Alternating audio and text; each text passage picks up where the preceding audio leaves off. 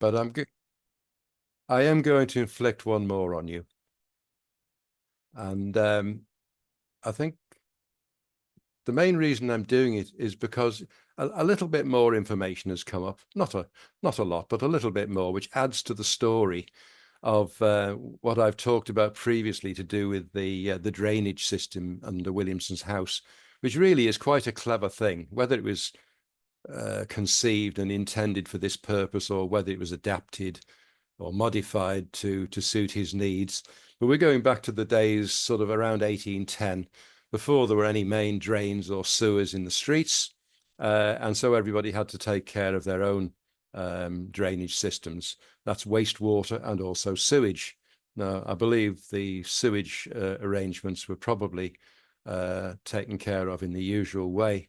For Williamson's house, probably the night soil man came down the street every now and then and did the necessary. But there was other water, obviously, to be disposed of. Water off the roofs, water off the gardens, water from washing, laundry, all the rest of it. And Williamson seems to have made his own arrangements for disposing of this water in his own way, because he had these great caverns underneath his property. So he was in a better position to make use of them than anybody else. So just recently, Steve, our Zoom host here, has been doing a little bit of work in this area. This is the room we call the wine bins, one of the basement rooms underneath Williamson's house. And there's something we always knew from seeing little bits of it, that there was a channel cut out of the raw sandstone just below this floor, with a nice little brick built culvert over the top of it, no more than about 7 or 8 bricks wide, I think. And this will have been constructed in Williamson's day, probably before the house was built on top. And it runs right along the side wall of this room, the wine bins. I was looking at it from the other direction, so it's along the left-hand wall from end to end along there. And we'd seen more modern drain pipes set down into this culvert, which has mostly been destroyed, but there's still bits of it to show what it was and where it was. And we know that the salt glazed drain pipes that are so common and have been ever since were only came into existence from somewhere around the 1860s. So the fact that we've got all these drain pipes running through underneath Williamson's house now means that they couldn't have been installed before the 1860s. They certainly didn't exist in his day. They hadn't been invented. So in the at the left-hand side here of this photo, looking along the length of the wine bins room, this culvert runs underneath there. And we have this rather nice little side arch, a side chamber, smaller chamber off the wine bins room, with this rather lovely arch above it. Fabulous piece of construction, really. We've always called it our Bishop's Mitre arch. It doesn't even look as if it's in compression, to be honest, but it's a very clever bit of brickwork. And the side tunnel there runs across the site, and it runs, in fact, right under Williamson's house and across under number 44, which was the house next door where our current gates and fence are. And it's fairly clear to see when you look at it that this piece of wall has been inserted into the opening. It's not bonded into the brickwork. It's been added at a later date. And that piece of stone on the top, it's probably 3 or 4 bricks deep, and it's a good 2.5 foot across. It's absolutely massive. And the brick wall underneath it is the same width as well. Had to have been created for a good reason. Williamson always went in for overkill with everything he did, but this is quite unnecessary. Another 4 rows of brick on the top would have been a damn sight easier than this great slab of stone that's been inserted. Must be well over 1/2 a ton. And that's looking across the top of it, 2.5 feet thick, into this smaller chamber. Now, if you ignore the fact that a brick buttress has been built in later times, part of the support for the front wall of Williamson's house as it stands now, which is in a precarious position. And here there is a large diameter drain pipe coming down from the surface. We don't know what it came from, but it comes down from the surface and then it comes out along this way and out. And it's encased in, it looks as if it's encased in concrete. But the important thing, a bit of research has been pointing to the fact that this has probably been converted into a water storage facility at some point. The walls here, left and right, are coated in a very hard, dark grey concrete render, which I think is designed to waterproof it. I don't know what happened further on. We must investigate that, but we haven't really looked. But it looks as if it's been turned into a water storage facility. There where the lamp is hanging, there is a short piece of lead water pipe leading in from above. And when we go to the next photo, I can tell you, you may not be able to see it, but there is a cut-off end of a larger diameter lead water pipe. So it looks like water was fed in here from above and tapped off from below. Now, I've been doing a little bit of investigation into the way of life for wealthy Georgian people, and found a wonderful website for a Georgian, big posh Georgian house down somewhere in the West Country. Don't know whether it was Bath or Wells or some one of those places. And very descriptive, and the description of the cellars and what went on below in the kitchens and places like that. It says that it was quite common practice for wealthy Georgian people in their large houses to have a water storage facility below ground and to collect water off the roofs. And by doing this, they had a good supply of water, which they could use for doing the laundry, for washing themselves, washing the dishes, all those things that you use water for, everything except drinking water. If they were lucky enough to have their own well or spring below the house, then they had a fresh supply. Otherwise, they would bring fresh water for drinking in from outside. Now, when we emptied this place out of all the rubble that was in it, we didn't find anything here. There wasn't a pump. There wasn't anything else that we could identify at all. But that culvert is running directly below there, right along that wall. And out here in the large kitchen area next door, when we emptied it out of all the rubble, we found this large stone sink, rather nice. It was in several pieces, actually, most of them just strewn around in the rubble that we were emptying out. But one bit of it was still there intact in the corner, and the two pedestals that it had stood on. And we worked out that the three major broken pieces all fitted together, so we put it back where it came from. Now, this didn't have any sign of a water pipe leading to it or taps or anything like that, but it must have had a water supply. It also was connected to a drain through the other side of the wall. So could it be perhaps that above here, near the roof of this kitchen area, which is below ground still, there might have been a water storage tank, and maybe water was pumped up there from down below, from that big water storage tank in the wine bins room. I'm only guessing, but it seems a possibility. There had to be a water supply to these things.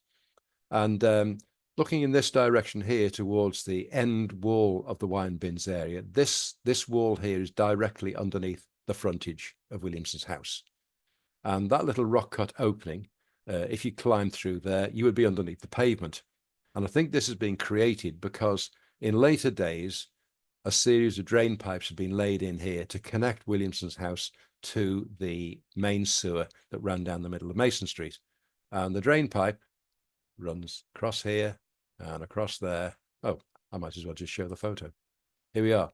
This is what Steve's been doing in recent weeks and last couple of months, uncovering this just to see what lies there and how it runs. And this has been put in, obviously, to connect through to the main sewer.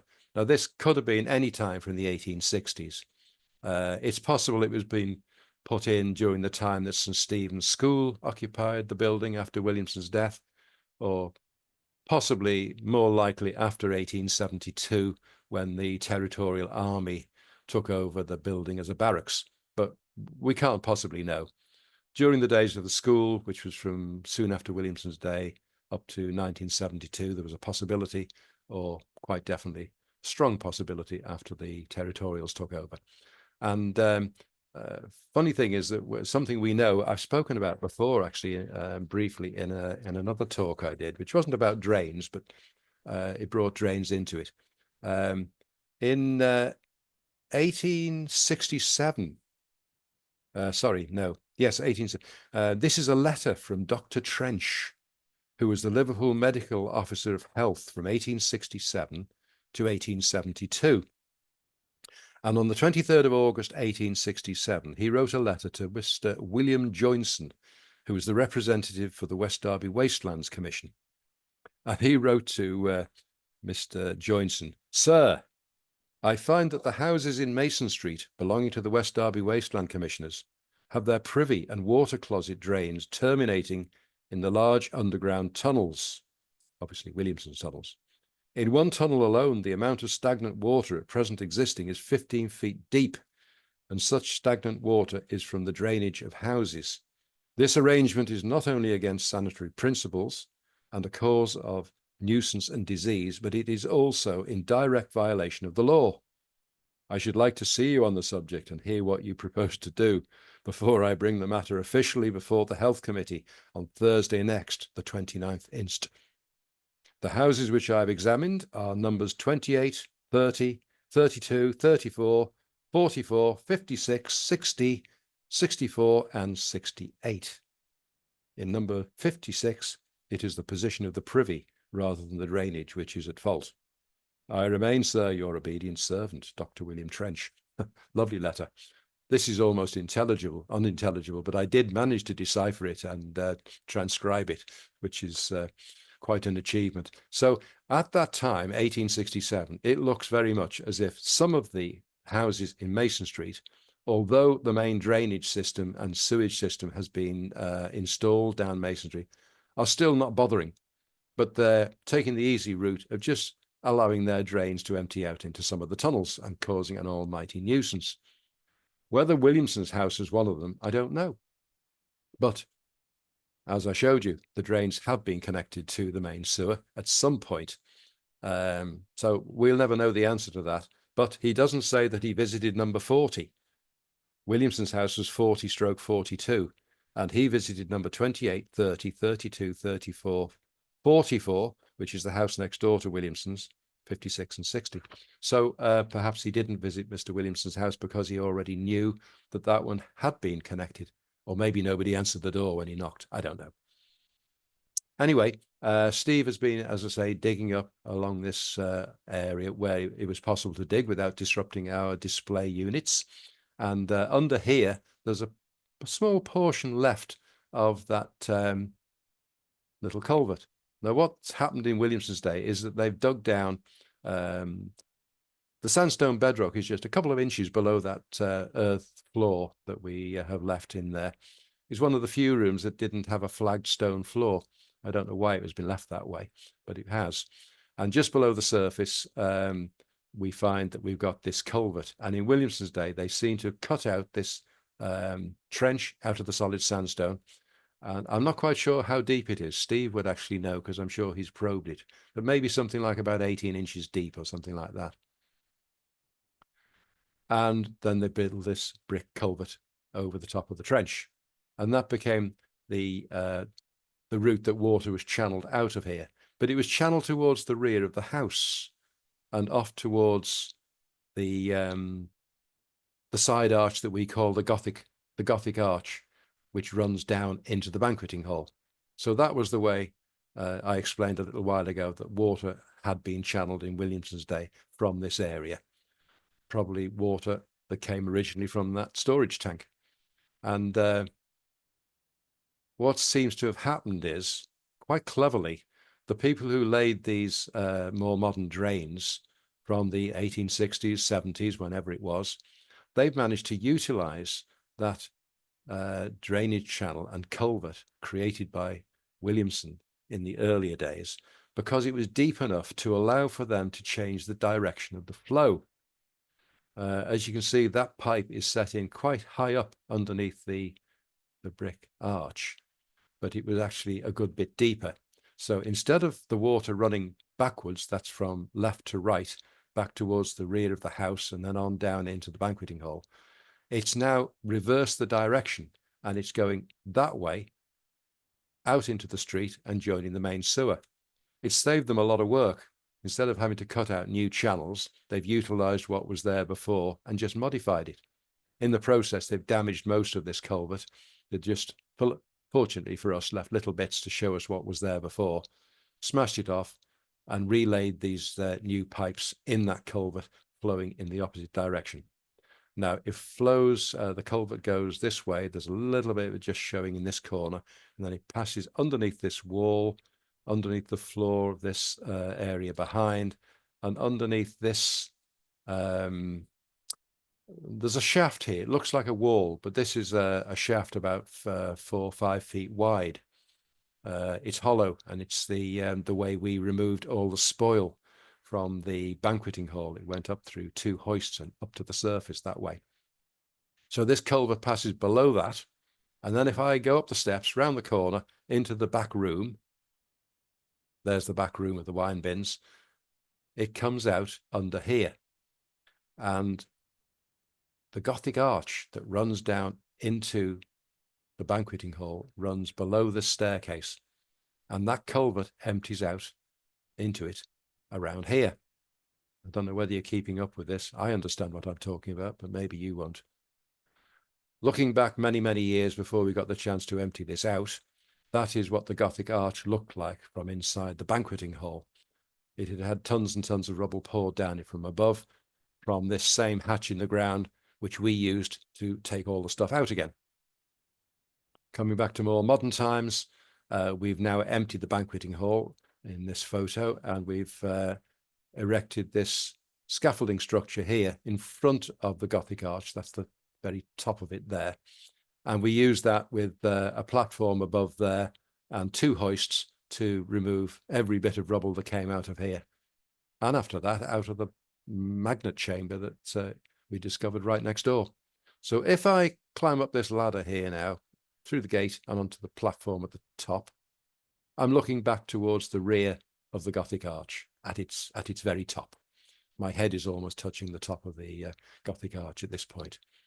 So now if I walk to the rear, this, by the way, on the left is where the shaft goes up to the surface. But if I walk to the rear of the Gothic arch at this point and look round to the left, there's that little rock cut arch tunnel, which the brick culvert empties into from this direction, and then the water flows down here. There's another view looking straight into it. We had a problem with this this area at one time not too long ago. We had so much water coming down into the wine bins, well, the room behind the wine bins, really. It was washing away the stone slab. Well, sorry, it was washing away the material that lay behind here underneath the stone slab floor. And the stone slabs were starting to collapse. So we had to dig a big area out. And we put in these steel posts to try and make it more secure. And then we filled the area behind that with lots of bricks and large lumps of stone, and then a bit of soil, and relaid the floor again in the hope that the water wouldn't wash it all away again. But this is how the water from that culvert running along the wine bins was coming down and round the corner to the left there into the Gothic arch, and then on down below. Looking straight ahead, there are also 2 water channels cut out during Williamson's time, straight out of the sandstone rock. One straight ahead there, and another one coming in from the right-hand side. They would have been just water channels and nothing more in Williamson's day, but in the later days, they've had these drainage pipes inserted into them. That's the one coming in from the right. Not quite sure what they drained, probably the areas behind the house, I think. Possibly water from the roofs and the gardens, just don't know for sure. If I turn around now and look back the way I've come, that's looking out of the Gothic arch and over towards the far side of the banqueting hall. So I'm going to go back down the ladder, which is just around to the left there, and looking up underneath that platform that I was on a moment ago, you've got the Gothic arch at something like a 45-degree steep slippery slope there. The water would pour down when there were a lot more water than there is now. And then it dropped down a sheer vertical drop of about 12 feet, I would say, straight down there. And at the bottom, it was sort of curved outwards, and the water continued its journey across the banqueting hall. There it is, a sort of a scoop shaped there, across the banqueting hall, and disappeared through an opening on the far side. And that's, again, looking over the edge of the platform in the top of the Gothic arch. The water will make its way steeply downhill across the banqueting hall and down through this little rock cut opening. And I've talked about this many times, and the magnet chamber that we discovered beyond it, and how that goes much deeper in the ground. And this great 5-foot square brick buttress has been built across it now, but the water still makes its way by seepage through the ground and on down to lower levels. And where it goes through that rock cut opening, before the buttress was built, I think there would have been a mini waterfall there. There would have been something like a 6 or 8 foot drop where the water would have poured over and down into another gully. And that's this one. And then from this level, it dropped down another, I think it could be about 15 feet. It's a long way down anyway, when you're standing up there looking into it.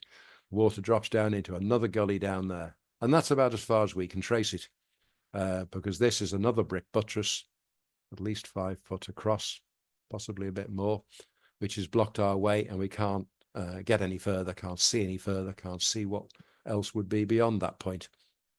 So that's as far as we can trace it, but it's a fairly intricate way of getting rid of the water. He's obviously made use of what he had, and certainly gone over the top compared to what most people would do.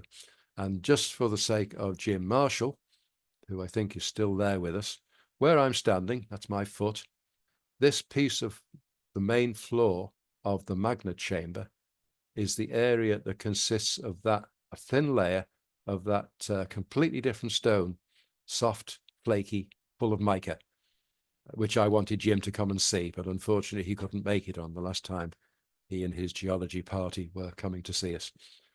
So Jim really must come back and I can show him this properly. It looks like sandstone now because it's had so much mud walked over it, but it's a light grey colour and looks completely different, almost like concrete. But it's only probably an inch thick, and then there's more good sandstone underneath. Anyway, that's just an aside for Jim. So that's about all I've got to say on that subject. I think that's all I'm going to say about Williamson's house and its drains. I think you must have had enough of drains by now. I may come back to drains one day, of course, because I think what happened in later years, even though it's nothing to do with Joseph Williamson, what was happening in the 1860s and 1870s with the first public health officer in the country being appointed in Liverpool, and the first borough engineer, and all the work they did laying out a drainage and sewerage system for Liverpool and changing the health conditions for thousands of people. Really interesting story.